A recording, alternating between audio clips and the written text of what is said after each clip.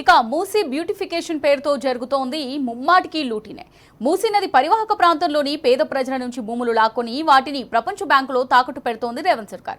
Musi river front development ప్రాజెక్టులో భాగంగా Gandhi Sarovar project అభివృద్ధి కోసం భూసేకరణకు సంబంధించి ప్రజాభిప్రాయం సేకరణ గ్రామసభ కార్యక్రమం రాజేంద్రనగర్ పరిధిలోని బండ్లగూడ, జాగిర్, అత్తాపూర్, హైదర్గూడ ప్రాంతాల్లో నిర్వహించారు. ఈ సమావేశంలో రాజేంద్రనగర్ నియోజకవర్గం బీఆర్ఎస్ పార్టీ ఇన్ఛార్జ్ పట్లోళ్ల కార్తిక్ రెడ్డి పాల్గొన్నారు. మూసీ ప్రాజెక్టు నిర్మాణం ప్రజలకు గాని ప్రభుత్వానికి గాని ఎలాంటి లాభం లేని ప్రాజెక్ట్ అని, రేవంత్ అధికారంలో ఉన్నప్పుడు నిర్మాణం చేసినా అని చెప్పుకోవడానికి తప్ప ప్రజలకు ఉపయోగం లేదన్నారు. ఈ ప్రాజెక్టు నిర్మాణాన్ని బీఆర్ఎస్ పార్టీ ఎట్టి పరిస్థితుల్లో అడ్డుకుని తీరుతామని, అవసరమైతే న్యాయస్థానాన్ని సంప్రదిస్తామని తెలిపారు. ముఖ్యంగా రాజేంద్ర నియోజకవర్గం కాంగ్రెస్ పార్టీ అధికారంలోకి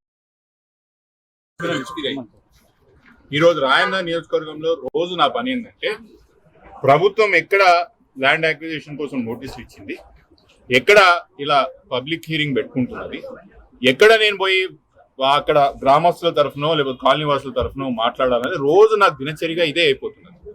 ఈ నియోజకవర్గంలో దాదాపు 4 నుంచి 5 ప్రాజెక్టులకి ప్రభుత్వం ల్యాండ్ అక్విజిషన్ చేస్తుంది. అది ముఖ్యంగా ఈరోజు ఈ మూసీ రివర్ డెవలప్మెంట్ కార్పొరేషన్ పేరు పెట్టి మూసీ సుందరీకరణ అని చెప్పి వేలాది మంది జీవితాలను నాశనం చేస్తూ వందలాది రైతుల యొక్క భూమి లాక్కొని ఇదొక వ్యానిటీ ప్రాజెక్ట్, అంటే ప్రభుత్వానికి చూపించుకునే ప్రాజెక్ట్. దీనివల్ల లాభం అనేది ప్రభుత్వానికే కానీ ప్రజలకు కానీ ఏ కోణాన కూడా లేదు. ఇట్లాంటి వ్యానిటీ ప్రాజెక్ట్ ని ప్రజల మీద రుద్దుతూ ముఖ్యమంత్రి గారికి నేను ముఖ్యమంత్రిగా ఉన్నప్పుడు ఒక ప్రాజెక్ట్ కట్టాలనే ఒక కోరికతో ఆ కోరిక నుంచి పుట్టినవంటి ప్రాజెక్ట్. ఇప్పుడే చెప్పిన చాలా మందికి తెలియదు, ఎఫ్టీఎల్ పేర్ల మీద మూసీ రివర్ డెవలప్మెంట్ ఫ్రంట్ నోటీసులు ఇచ్చింది.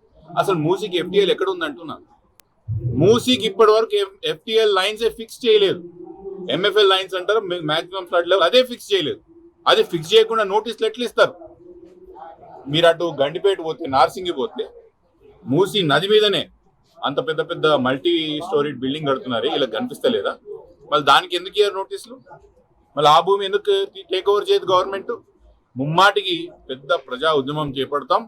ఇది కోర్టులో కొట్లాడతాం, ప్రజాక్షేత్రంలో కొట్లాడతాం, అసెంబ్లీలో కూడా తీసుకెళ్లి కొట్లాడతామని మనం చేస్తాం.